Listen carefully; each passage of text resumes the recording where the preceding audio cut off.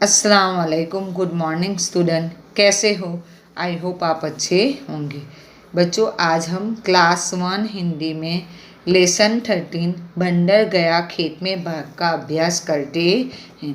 बच्चों, इस कहानी में हमें बंदर के बारे में बताया हुआ है कि बंदर खेत में भाग जाता है और खेत में जो साग होते हैं वो साग सब्जियां तोड़ता है, और तोड़ने के बाद वो आग जलाता है और आग जलाकर वो साग पकाता है और साग पकाकर उसको खूब मज़े से खाता है। फिर वो अपना मुंह पोंछता है, फिर चलनी बिछाकर सूप ओढ़कर वो आराम से सो जाता है। बंदर गया खेत में भाग, चूटर मुटर तोड़ा साग, आग जलाकर चटर मटर साग पकाया खडर बडर, सापड़ सूपड़ खाया खूब, पहुँचा मुँह उखाड़ कर डूब, चलनी बिछा ओढ़कर सूप, डटकर सोए बंदर भूप। बंदर गया खेत में भाग, बंदर खेत में भाग जाता है। चुटर मुटर तोड़ा साग, वो खेत में जो साग होता है, बहुत सारे साग होते हैं, साग सब्जियां होती है, वो उसको तोड़ता है। तो उसकी तोड़ने की जो आवाज़ है वो आवाज़ यहाँ बताई गई है। आग जलाकर चटर मटर साग पकाया खडर बडर, आग जलाकर चटर मटर, उसने आग जलाई क्योंकि उसको साग बनाना है, उसको सब्जी बनानी है। तो सब्जी बनाने के लिए उसको आग जलाना पड़ेगा, उसको चूल्हे पर रखना पड़ेगा पकाने के लिए। तो वो आग जलाता है। आग जलाने के लिए वो लकड़ियाँ और सूखे घास और पत्ते का इस्तेमाल करता है और उसको जलाता है। तो उसमें से जो आवाज़ आती है उसको चट्टर मट्टर कहा गया है कि वो इस तरह आग को जलाता है। फिर साग पकाया खडर बडर, फिर वो क्या करता है, खडर बडर साग पकाया है। जब बच्चों हम साग पकाते हैं तो साग को उबलने की जो आवाज़ होती है वो आवाज़ को खडर बडर कहा गया है। तो वो खडर बडर करके साग पकाता है, यानी वो आग जलाता है और आग जलाकर ये जो खेत में से बंदर ने जो साग तोड़ा हुआ होता है वो साग को खाने के लिए पकाता है।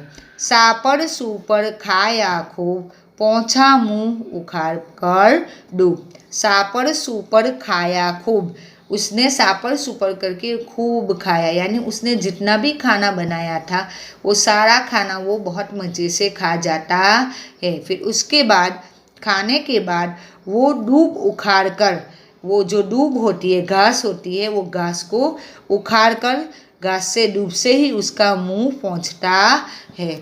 चलनी बिछा ओढ़कर सूप, फिर उसके बाद खाने के बाद वो आराम करना चाहता है, वो सोना चाहता है, इसीलिए वो चलनी बिछाता है और सूप को ओढ़कर सो जाता है। डटकर सोए बंदर भूप, बहुत आराम से मज़े से ये जो बंदर है वो बंदर सो जाता है। बच्चों, यहाँ हमें पिक्चर में दिखाई देता है ये जो बंदर है वो बंदर खेत में से सब्जियां लाता है। फिर हमें यहाँ चूल्हा दिखाई देता है, उसके ऊपर वो साग बनाता है और साग बनाने के बाद वो आराम से जो उसने बनाया हुआ होता है वो खाना वो खाता है, और खाने के बाद वो आराम करना चाहता है, सो जाना चाहता है। इसीलिए वह क्या करता है, चलनी बिछाता है और सूप को ओढ़ता है और फिर बहुत अच्छे से आराम से मज़े से सो जाता है। यानी खाने के बाद बंदर क्या करता है, आराम करना चाहता है। इस जो पेड़ पौधे होते हैं उसके पास, और जो ग्रीन घास होती है, हरी हरी जो घास होती है, वो घास के ऊपर वो बहुत आराम से अच्छे से सो जाता है। क्या बिछाया क्या ओढ़ा, बंदर चलनी बिछाकर सूप ओढ़कर सो गया, लिखो ये कैसे सोएंगे। जैसे हमने अभी पढ़ा बच्चों के बंदर चलनी बिछाकर और सूप ओढ़कर आराम से सो जाता है। तो यहाँ हमें ये जो दिए गए हैं वो जानवर कैसे बिछाएंगे और कैसे सोएंगे, क्या ओढ़कर सो जाएंगे, उसके बारे में हमें यहाँ बताना है। यहाँ दिया है हाथी, चींटी, गिलहरी और शेर। तो ये जो हाथी है वो हाथी क्या बिछाएगा? पट्टे। क्या बिछाएगा? वो पट्टों को बिछाएगा और क्या ओढ़ेगा? झाड़ियों के पीछे सो जाएगा। तो वो क्या ओढ़ेगा? झाड़ियाँ। तो हम यहाँ लिखेंगे पट्टे, झाड़ियाँ। फिर है चींटी। चींटी क्या होती है बच्चों? नन्ही सी होती है, बहुत छोटी होती है।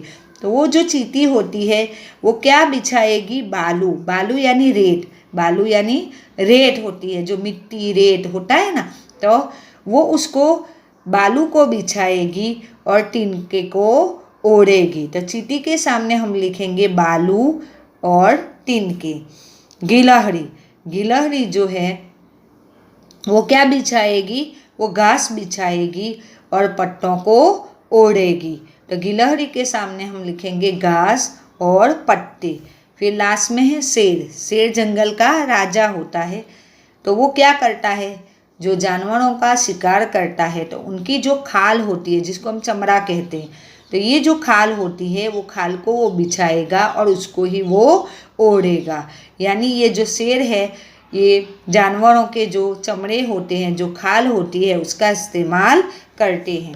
मेरे लिए भी तो कुछ सोचो, मैं क्या ओढ़ूं क्या बिछाऊं। झटपट झटपट खटपट खटपट। यहाँ आवाज़ दी गई है, ऐसी आवाज़ हमें यहाँ लिखनी है। ये जो चीज़ें हैं वो चीज़ों को अगर हम देखते हैं या हम कुछ करते हैं तो उसके बाद उसकी क्या आवाज़ आती है, तो वो आवाज़ हमें यहाँ लिखनी है। साग पकाया खडर बदर। जैसे हमने पोयम में देखा कि साग पकाया खडर बदर। फिर खाया सबने चपड़ चपड़। बहुत जल्दी जल्दी खाते हैं तो उसको क्या कहा जाता है? चपड़ चपड़ कहा जाता है। तो खाया सबने चपड़ चपड़। पानी पिया। बच्चों जब हम पानी पीते हैं, पानी पीने की जो आवाज़ आती है वो आवाज़ क्या होती है? सुरसुर। तो हमने यहाँ लिखा है पानी पिया सुरसुर। मारे खर्राटे। हम सो जाते हैं, सोने के बाद खर्राटे भरते हैं। तो ये खर्राटे की आवाज़ कैसी होती है बच्चों? खर खर। खर्राटे की आवाज़ खर खर होती है। तो मारे खर्राटे खर खर खर। गिरे पलंग से। अगर हम गिर जाते हैं बच्चों, अगर हम गिरते हैं तो कैसे गिरेंगे? डम से गिर जाएंगे, है ना। तो गिरे पलंग से डम डम। ओके, क्या लिखेंगे? गिरे पलंग से डम डम करके हम गिर जाते हैं, तो यहाँ हम वो ही लिखेंगे। भागो भागो भागो। बंदर खेत से साग तोड़कर भागा। कौन कौन से काम करने के बाद तुम्हें भागना पड़ता है? आपको अब बताना है कि बंदर तो खेत में से साग लेकर भाग गया, लेकिन आप क्या करते हो तो आपको भागना पड़ता है। तो आप मम्मी की डांट खाते हो या मम्मी कुछ कहती है और आप मना कर देते हो, तो मम्मी आपके पीछे दौड़ती है तो आप घर से बाहर निकल जाते हो, भाग जाते हो। फिर आप अपने दीदी भैया को परेशान करते हो, उनकी कुछ चीज़ें ले रही हो, उनको हैरान करते हो, तब वो आपके पीछे दौड़ते हैं, तो भी आप भागना पड़ता है आपको। फिर अंधेरा होता है तो अंधेरे में भी आपको डर लगता है। फिर अंधेरे में ऐसी कोई डरावनी आवाज़ सुनते हैं तो भी हम भाग जाते हैं। फिर कुत्ते को मारते हैं तो मारने के बाद भी हम क्या करते हैं? भाग जाते हैं। तो क्या करें? काम करेंगे और काम करने के बाद हम वहाँ से भागेंगे, उसके बारे में यहाँ लिखना है। तो बच्चों हमने लिखा है कुत्ते को मारने के बाद। फिर छोटे भाई से लड़ने के बाद। आपस में भाई बहन लड़ते हैं तो वो लड़ने के बाद क्या करते हैं? उसको मारकर हम भाग जाते हैं। अंधेरे में आवाज़ सुनने के बाद। बहुत अंधेरा होता है तो अंधेरे में हमें जाना अच्छा नहीं लगता, और इसमें आवाज़, अगर कोई आवाज़ सुन लेते हैं तो हम डर जाते हैं और वहीं से हम भाग जाते हैं। और डरावनी आवाज़ सुनकर, ऐसी कोई जो डरावनी आवाज़ होती है वो आवाज़ को सुनकर हम भाग जाते हैं। इसमें कितनी तरह की टोपियाँ और पगड़ियाँ हैं बताओ। बच्चों यहाँ पगड़ियाँ भी दी है और टोपियाँ भी दी है। पगड़ी यानी जो लंबा, जिसको हम फेंटा कहते हैं, दुपट्टा जैसा होता है और उसको सिर पर बांधा जाता है।